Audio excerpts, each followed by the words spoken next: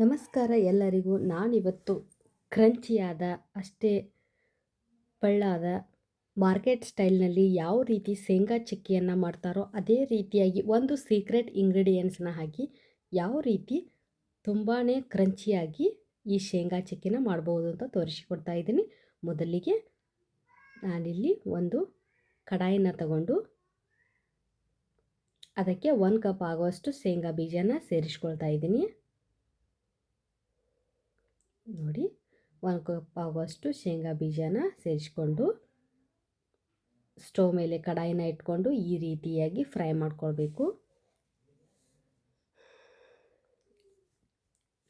ಶೇಂಗಾ ಬೀಜನ ಮೀಡಿಯಮ್ ಫ್ಲೇಮ್ನಲ್ಲೇ ಇಟ್ಕೊಂಡು ಸ್ಕಿನ್ ಎಲ್ಲ ರಿಮೂವ್ ಆಗಬೇಕು. ನೋಡಿದರೆ ಆವಾಗ ಮಾತ್ರ ಫ್ರೈ ಆದಾಗೆ ಇದು.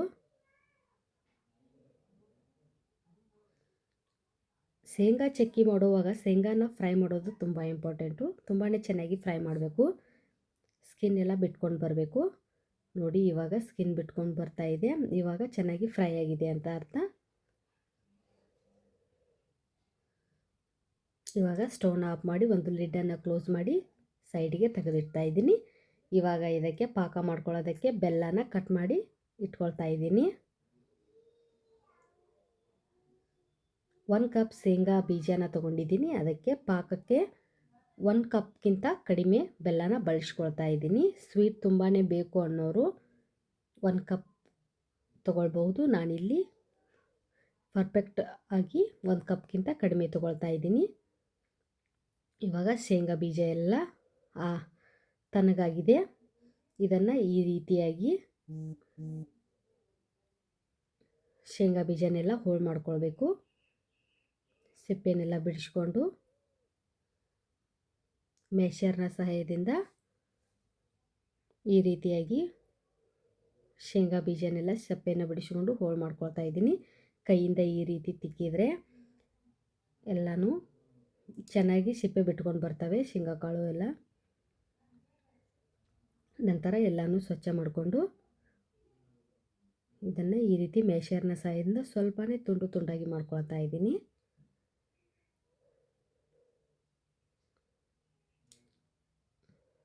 ನೋಡಿ, 1 ಕಪ್ಪಲ್ಲಿ ತೆಗೆದು ಇಟ್ಕೊಳ್ತಾ ಇದ್ದೀನಿ.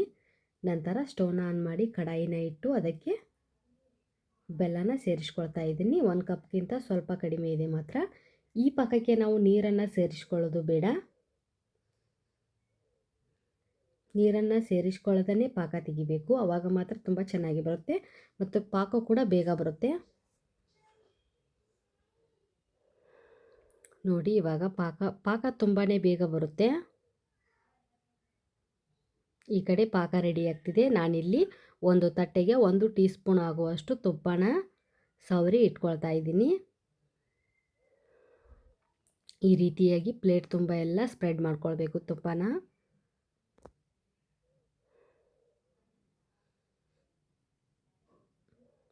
ನೋಡಿ, ಇವಾಗ ಪಾಕ ಬಂದಿದೆ ಎಲ್ಲ ಚೆಕ್ ಮಾಡೋಣ. ಆಲ್ಮೋಸ್ಟ್ ಪಾಕ ಬಂದಿದೆ. ಇದನ್ನು ಯಾವ ರೀತಿ ಗೊತ್ತು ಮಾಡ್ಕೋಬೇಕು ಪಾಕ ಬಂದಿದೆಯೋ ಇಲ್ವೋ ಅಂತ ನೋಡೋದಕ್ಕೆ ನಾನಿಲ್ಲಿ ಒಂದು ಬೌಲಲ್ಲಿ ನೀರನ್ನು ತಗೊಂಡಿದ್ದೀನಿ.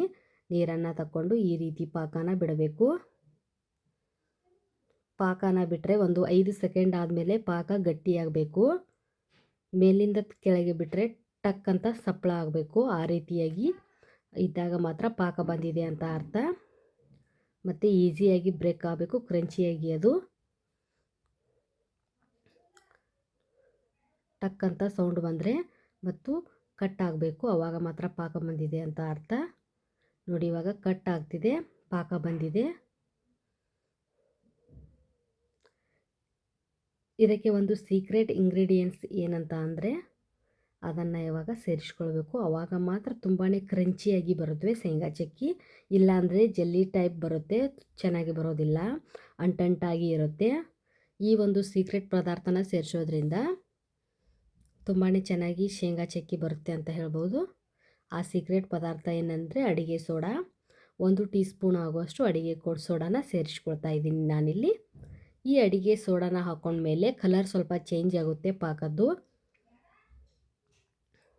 ಯಾವ ರೀತಿ ಟರ್ನ್ ಆಗುತ್ತೆ ಅಂತ ಅಂದರೆ ಸ್ವಲ್ಪ ನೊರೆ ನೊರೆಯಾಗಿ ಬರುತ್ತೆ. ಅದು ಅಡುಗೆ ಸೋಡಾ ಅದರಲ್ಲಿ ಸೇರಿಕೊಂಡು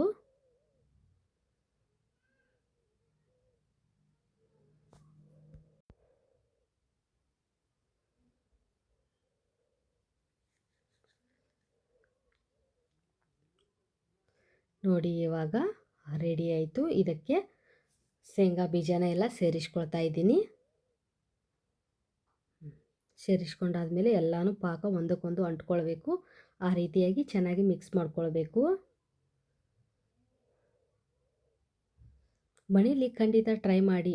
ಮಾರ್ಕೆಟ್ನಲ್ಲಿ ತರೋ ಅವಶ್ಯಕತೆನೇ ಇಲ್ಲ, ಅಷ್ಟು ಚೆನ್ನಾಗಿ ಬರುತ್ತೆ, ಅಷ್ಟು ಪಳ್ಳಾಗಿರುತ್ತೆ. ಯಾವತ್ತೂ ಟ್ರೈ ಮಾಡಿಲ್ಲ ಅಂದರೆ ಟ್ರೈ ಮಾಡಿ ನೋಡಿ, ತುಂಬಾ ಚೆನ್ನಾಗಿ ಬರುತ್ತೆ ಶೇಂಗಾ ಚಕ್ಕಿ. ಇವಾಗ ತುಪ್ಪ ಸವರಿದ ತಟ್ಟೆಗೆ ಇದನ್ನು ಎಲ್ಲವೂ ಟ್ರಾನ್ಸ್ಫರ್ ಮಾಡ್ಕೊಳ್ಬೇಕು.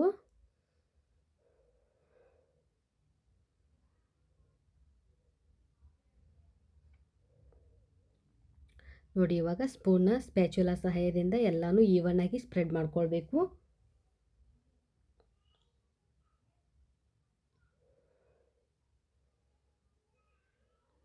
ಮ್ಯಾಶರ್ನ ಸಹಾಯದಿಂದ ಎಲ್ಲನೂ ಲೆವೆಲ್ ಮಾಡ್ಕೊಳ್ತಾ ಇದ್ದೀನಿ.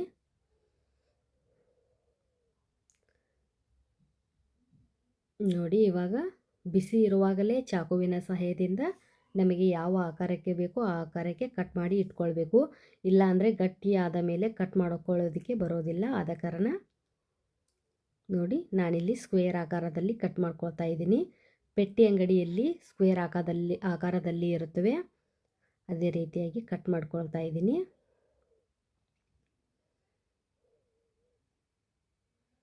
ಬೇಕಿದ್ರೆ ನೀವು ಏಲಕ್ಕಿ ಪುಡಿನೂ ಕೂಡ ಸೇರಿಸ್ಕೊಳ್ಬಹುದು. ನಾನಿಲ್ಲಿ ಯಾವುದೇ ಥರ ಫ್ಲೇವರ್ಸ್ನ ಸೇರಿಸ್ಕೊಳ್ತಾ ಇಲ್ಲ.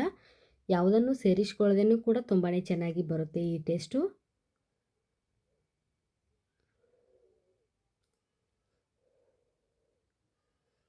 ಇದನ್ನು 1-2 ಅವರ್ ಆದರೂ ಬಿಡಬೇಕು ಸೆಟ್ ಆಗೋದಕ್ಕೆ.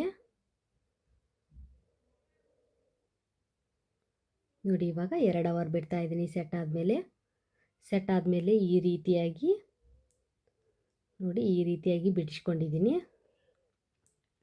ನೋಡಿ ಎಷ್ಟು ಪಳ್ಳಾಗಿ ಬಂದಿದೆ ಅಂತ.